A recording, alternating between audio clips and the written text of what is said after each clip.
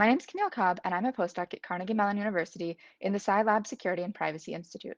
And starting this fall, I'll join the faculty at the University of Illinois. In this talk, I'll discuss work that I did in conjunction with co-authors at Carnegie Mellon. Our work focuses on the privacy risks that incidental users of smart home devices may face and the tensions this can create with device owners. Smart home devices are everywhere, and they just continue to grow in popularity. We know from prior research and real-world events that these devices can have security and privacy issues. Overall, the majority of prior research in this space has concentrated on security and privacy risks to the owners of these devices and on solutions that would help address their needs. This is super important work, but there's more to this picture as well. That's because smart home devices don't only collect data about the person who purchased them, they also collect data about incidental users, that is, other people who interact with or even simply enter the physical vicinity of a device. For example, parents with nannies might be able to eavesdrop on them, and surveillance cameras like Amazon's Ring doorbell can have unwanted privacy implications for the neighbors of people who decide to install them. There's been some research in this space, but it's predominantly concentrated on specific scenarios, like the risks to nannies or to Airbnb guests. A CSEW paper from last year did take a broader view, and our work contributes to a similar space. However, our approach provides novel perspectives in several ways. First, whereas previous work started by identifying a handful of specific scenarios in which people might be incidental users, and then asked participants to reflect on these, we wanted to develop a more comprehensive understanding of the range of situations that we should consider. Second, whereas previous work asked people to imagine how they might feel as an incidental user in a particular situation, we wanted to know what they're really experiencing and to explore the dual perspectives of both incidental users and device owners. Our study delves into these issues that affect incidental users by asking, what experiences do people have as incidental users? What privacy concerns do they have? And what tensions exist between incidental users and device owners? And then we, along with participants in our study, tried to envision what solutions would potentially help address privacy risks that are encountered by incidental users. To answer these questions, we used a mixed methods approach. First, we conducted focus groups, which gave us a formative, ground-up understanding of the answers to these questions. We ran 5 in-person focus group sessions, which occurred before the pandemic started. This included a total of 21 participants. We recruited on local forums like Craigslist, local subreddits, and Nextdoor, and we were intentional in the wording of our recruitment ads to specify that actually owning smart home devices was not a prerequisite. These focus groups gave us rich qualitative insights into our research questions, and they also directly informed the design of a survey, which we deployed to 386 participants on Prolific who were demographically representative of US adults. All of these methods were approved by our institution's IRB, and participants were compensated. In this talk, I'll surface results from both parts of the study, but I'll do so primarily through the lens of the focus groups. And I'll spend a lot of time talking about the solutions that focus group participants envisioned, even though there are a lot more results in the paper about the other 3 questions as well. So again, one of the goals of our study was to get a sense of the range of experiences people have as incidental users. We asked people to describe times when they had other people in their house interacting with their smart home devices, or when they interacted with or noticed smart home devices that they didn't own. Participants in our study talked about their neighbors' surveillance cameras, in one case being caught off guard when a neighbor asked, "Hey, was that you walking around your house late last night?" And in another case, deriving benefit from their neighbor's camera because it helped them catch the person who had stolen a bike from their garage. They talked about watching child caregivers on nanny cams. In one case, a participant told a story about how they saw the caregiver through the nanny cam and actually talked to them to tell them they thought maybe they were rocking their baby a little too hard. Many described feeling baffled by unfamiliar smart home devices when visiting friends or family or staying in short-term rentals. And participants who lived with roommates also talked about devices that they lived with but didn't own. By and large, the specific ways in which people had interacted with smart home devices as incidental users weren't new, but now we had confidence that we weren't missing anything because we relied on people themselves to tell us what was of concern. Additionally, our approach sometimes did help us broaden some of these categories. For example, beyond just nannies, participants discussed other job-related reasons that someone might be an incidental user. For example, babysitters might not have the exact same experiences as nannies. And we also heard from delivery workers, pet sitters, and about people doing construction work at participants' homes.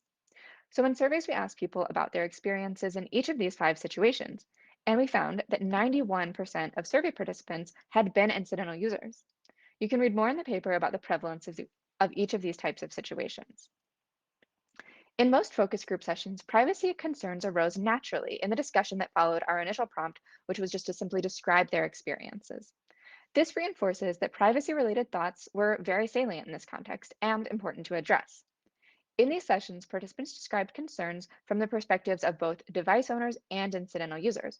For example, as device owners, people pointed out that someone could do things like come over to your house and ask your Echo device, "Hey, what's on my calendar tomorrow?" which might reveal private information. Although our aim was primarily to study privacy concerns that incidental users had, rather than concerns that device owners have about incidental users, it's useful to understand that these coexist, because as I'll discuss in just a bit, some solutions could simultaneously address both types of concerns. Concerns also came up in the context of discussing benefits of smart home devices. Even when people had privacy concerns, they were frequently excited about the potential usefulness of smart home devices. From the perspective of incidental users, participants described concerns related to governments, advertisers, and device manufacturers, and even the device owners themselves.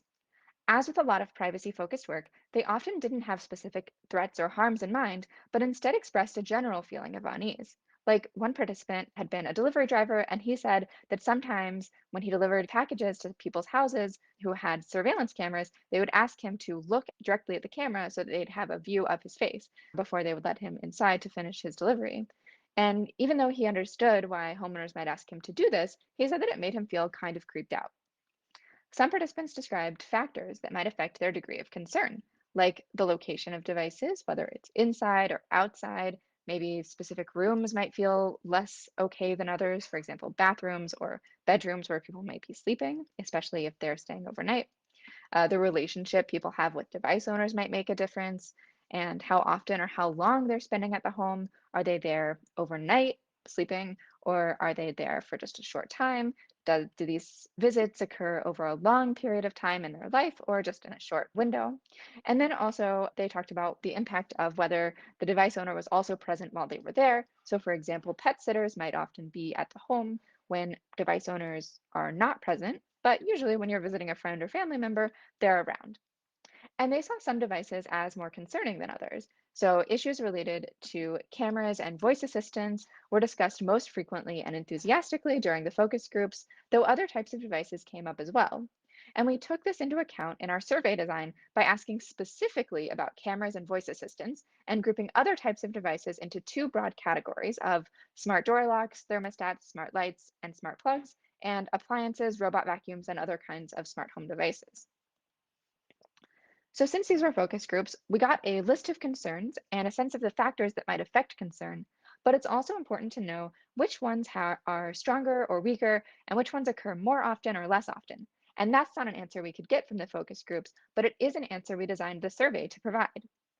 In our survey, we asked participants how they felt about the privacy utility trade-offs for a certain type of device in a particular situation. So across all device types and situations, for about half of the combinations, participants indicated appreciation, but they disliked devices' presence 20% of the time. If you're interested in particular combinations of devices and settings, we have results for that in the paper. For now, I'll just mention that participants tended to dislike cameras and voice assistants more than other types of devices, and they seemed especially uncomfortable about cameras and short-term rentals, which over half of participants said they disliked. Our analysis showed that when a participant had actually experienced a scenario, rather than just imagining themselves seeing that type of device in that situation, they were more likely to be appreciative of the device. While it's possible that this pattern is due to people avoiding situations that they anticipated would make them uncomfortable, this difference speaks to the importance of understanding people's perspectives on situations they've actually experienced, in addition to understanding how they would imagine themselves feeling if the situation were to occur. We also found that people who own devices themselves were more likely to appreciate devices' presence when they encountered them as incidental users. In some sense, it's unsurprising that people who decide to buy devices themselves are more comfortable with smart home devices in general. But based on focus group discussions, it might be more complex than this. For example, considering the privacy risk utility balance, it's hard to get utility out of a device that you don't know how to use. So people who own devices themselves might therefore know how to use and therefore derive benefits from devices when they encounter them outside of their own home, which could help tip the balance toward utility and away from privacy concern. Similarly, people may feel less concerned about privacy if they have a better understanding of what the device is and is not capable of collecting, which a device owner might be more likely to already know about because they own the device themselves. These differences in reactions of device owners and non-owners start to speak to the tensions that may arise. Getting a better understanding of these tensions can help us determine, are these fundamental differences, or is it just due to misunderstandings that could potentially be addressed more easily, for example, through conversation? Because participants in focus groups had a mix of experiences with and as incidental users, both perspectives were present in these discussions. We observed disagreeing views between participants, but many participants were also self-aware that their preferences as a device owner were sometimes in conflict with their preferences as an incidental user. In the survey, we explored these tensions by asking participants whether they would be willing to move or relocate a device if they found out it was making someone else uncomfortable. We asked about them being willing to move the devices for a neighbor, a friend or family member who was visiting, a person living with them, or a person working in their home. Surprisingly, 90% of participants were willing to make these accommodations in at least some cases, but this willingness was often conditional. Only 48% of participants were willing to move or relocate devices for someone who was working in their home. People who were more comfortable with devices themselves were also less likely to be willing to accommodate others. Some survey participants gave free response answers to explain how they would determine whether to move or relocate a device that was making someone else uncomfortable. They often noted that they would want a specific reason, saying things like, I would have to evaluate their objections, or it depends on what the reason was. My cousin who's paranoid about Big Brother listening in, no, we would not turn it off.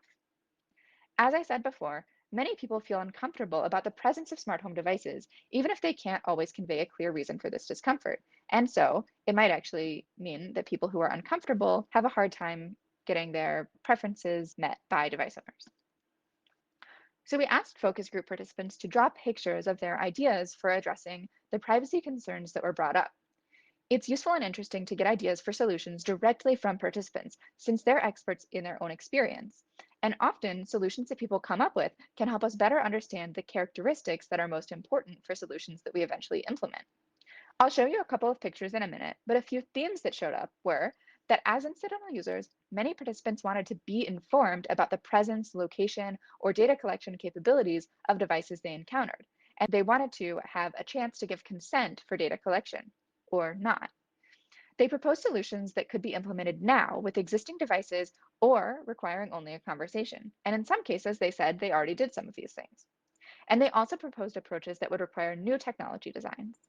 The envisioned solutions sometimes put the onus for addressing privacy risks on device owners, and other times gave that power and responsibility to incidental users or technology creators. First, I'll show a few drawings of solutions that would involve actions by the device owner. One participant felt that devices should only be placed in clearly visible locations so that an incidental user would know that the devices are there. A common suggestion was for device owners to put up signs in or outside of their homes to let passerby and visitors know that there might be a device around that could record data about them when they're in this location. And people talked about this being pretty similar to when you have a surveillance system in your home and put a decal in your front window. In this drawing, we see a conversation that's happening between the device owner and a babysitter. In this case, it's initiated by the device owner. Although the device owner is telling the babysitter that they have a nanny cam somewhere, they don't say where it is. And in this drawing, it's hidden inside of a teddy bear toy. In some sessions, participants suggested that there may be situations in which it's appropriate for device owners to hide devices in order for the devices to achieve their desired goals. In this case, a participant is showing how you could let someone know that there's a device present, even if you don't tell them exactly where it is. Some participants noted the limitations of solutions that required action from device owners, and they felt that incidental users should be empowered to take action themselves. In both surveys and focus groups, many participants said that they would just unplug devices they saw if they were making them uncomfortable. And several participants said that they would proactively look for devices whenever they enter a new space. If they know that a device is around, then incidental users can at least adapt their behavior, for example, by avoiding sensitive topics of conversation in the vicinity of a voice assistant. In this drawing, we can see someone who's proactively looking for voice assistant devices by entering a space and immediately calling out wake words for the most popular voice assistants. And if they hear a response, then they know they're potentially being listened to. Some solutions involved redesigns of the devices themselves. For example, These drawings show smart cameras and voice assistants that beep or speak to let someone know that they're there. Participants pointed out that this could get annoying, so maybe the devices should detect new people entering the space and only vocalize if the person would not already reasonably know that the device is there. We saw several variations of privacy modes, including buttons to stop data collection, apps that would maybe like convey an incidental user's preferred privacy settings to the devices they encounter, and then alter privacy configurations to suit the preferences in the context of a device owner's willingness to accommodate those settings, and then other mechanisms to partially or temporarily disable data collection. The idea of voice prints came up repeatedly across several sessions, possibly because commodity voice assistants are already integrating similar features. Participants envisioned that voice assistants could help with both the device owners and incidental users' risks. They could be set such that voice data is not collected without a person's consent, and they could also be set such that unauthorized users wouldn't be able to trigger certain voice commands.